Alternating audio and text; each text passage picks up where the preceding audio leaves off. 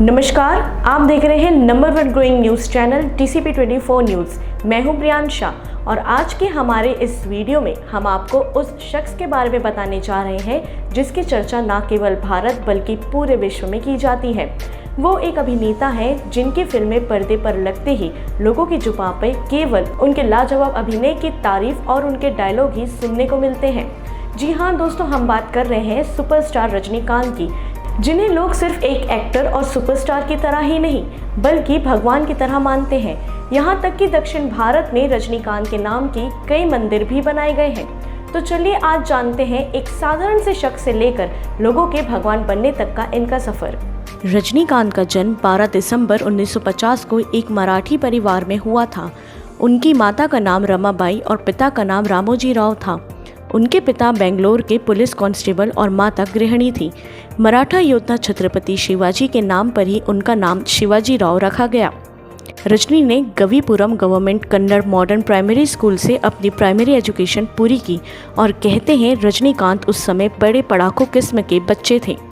अपनी स्कूलिंग के दौरान भी उन्होंने नाटकों में भाग लेना जारी रखा, जिसकी वजह से उनके थिएटर का शौक बढ़ता चला गया और जिसके बाद जाके एक मुकाम भी मिला। अपनी एजुकेशन के बाद एक आम आदमी अपने करियर के बारे में सोचना शुरू करता है, तो वहीं उन दिनों रजनीकांत के दिन बड़े मुश्किल रहे हैं। उन्होंने बेंगलोर और मद्रास शहर में कई तरह के काम किए, जिसमें से कुली का काम और कारपेंटर का काम भी शामिल था। लेकिन रजनी को नहीं पता था इन्हीं दिनों उनकी किस्मत बदलने वाली है। असल में हुआ यूं कि बेंगलोर ट्रांसपोर्ट सर्विस में भर्ती निकली और जिसमें रजनीकांत सिलेक्ट हो गए। लेकिन फिर भी यह केवल मनी प्रॉब्लम दूर करने के लिए था, जो कुछ हद तक हो भी गया था। मगर उसके बाद भी रजनीकांत को जो करना था वो उससे कहीं अलग था, जिसकी वजह से होने वाले स्टेज शो में भी रजनी भाग लेते रहते थे और वहीं उनकी किस्मत भी उनको लेके जा रही थी। एक कंडक्टर के तौर पर भी उनका अंदाज किसी स्टार से कम नहीं था। वो अपनी अलग तरह से टिकट काटने की और सीटी मारने की शैली को लेकर यात्रियों और दूसरे बस कंडक्टरों के बीच प्रसिद्ध थे। कई मंचों पर नाटक करने के कारण फिल्मों और एक्टिंग के लिए शौक तो हमेशा से ही था और वही शौक धीरे धीरे जुनून में बदल गया। रजनीकांत ने 25 साल की उम्र में अपनी फिल्मी कैरियर की शुरुआत की। उनकी पहली तमिल फिल्म अपूर्वा रागनगाल थी। इस फिल्म में उनके साथ कमल हसन और श्रीविद्या भी थी। 1975 से 1977 के बीच उन्होंने ज़्यादातर फिल्मों में कमल हसन के साथ विलेन की भूमिका ही की। लीड रोल में उनकी पहली तमिल फिल्म 1978 में भैरवी आई। ये फिल्म काफ़ी हिट रही और रजनीकांत स्टार बन गए।